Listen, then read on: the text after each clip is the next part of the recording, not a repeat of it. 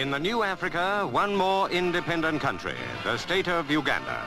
At Entebbe Airport, Prime Minister Milton Obote and His Highness the Kabaka wait to greet the Britannia, which brings the Duke of Kent to represent the Queen at the independence celebration. And with the Duke, of course, his beautiful young Duchess. Lady Coots, wife of the Governor, greets the Duchess while the Duke shakes hands with the Kabaka. A formal occasion, but more than that, because Uganda is gaining its freedom without bitterness, at its own request, becoming an immediate member of the Commonwealth. So the traditional gestures have a real meaning of friendship.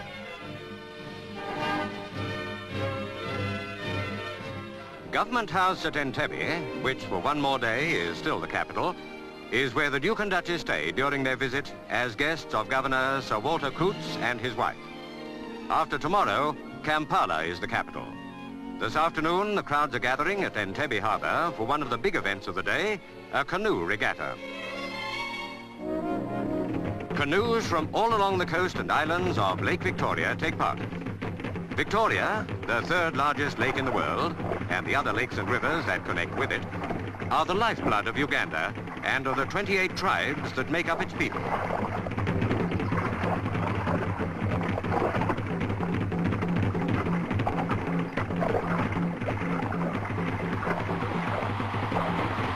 Biggest of the tribal areas is the Kingdom of Buganda, of which the Kabaka is the hereditary ruler, and these shores are in its territory.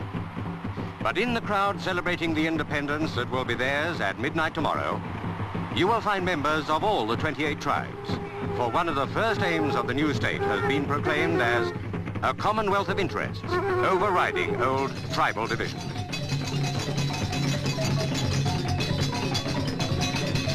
At Twikobe, the Kabaka's palace, His Highness is to give a cocktail party, and more crowds are waiting and entertaining themselves while they wait to see the Duke and Duchess arrive. But first, the Guard of Honor.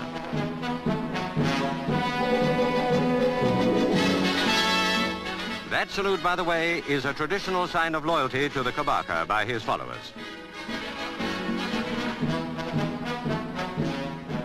The Kabaka himself arrives, a ruler whose dynasty and kingdom were thriving long before the first European explorers came. The present Kabaka is His Highness Sir Edward William Frederick David Walungembe Mutebi Luangula Muteesa II, who now welcomes the Duke and Duchess.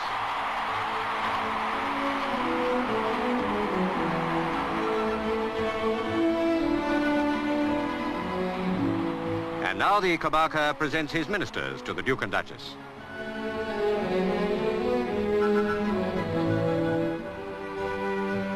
Even at a cocktail party, a certain amount of formality is inevitable. But the crowds in the streets have no such inhibitions. They've got a new independence to celebrate, and they celebrate it, pausing to greet their visitors as they go by.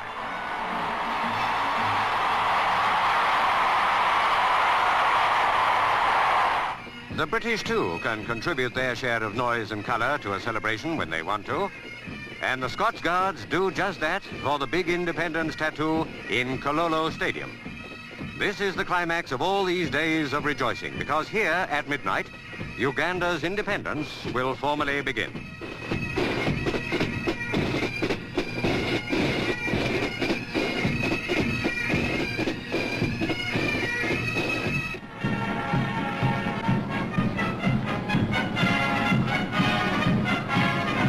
At midnight, Sergeant Major Sidney Small of Birmingham lowers the Union Jack that has flown in Uganda for nearly 70 years.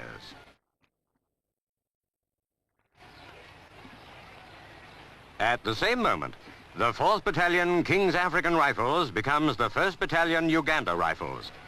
And to replace the Union Jack, the black, gold and red flag of the new young state, Uganda is born again, free and independent.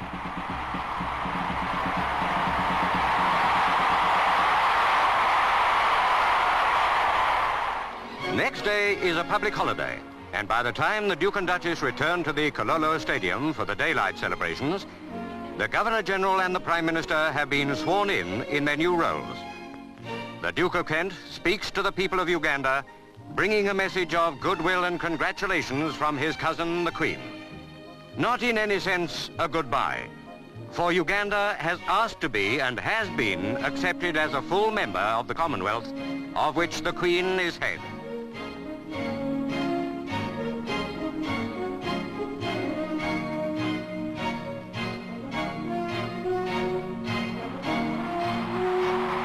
Next morning, the Duke and Duchess arrive at Parliament House for the state opening of Parliament.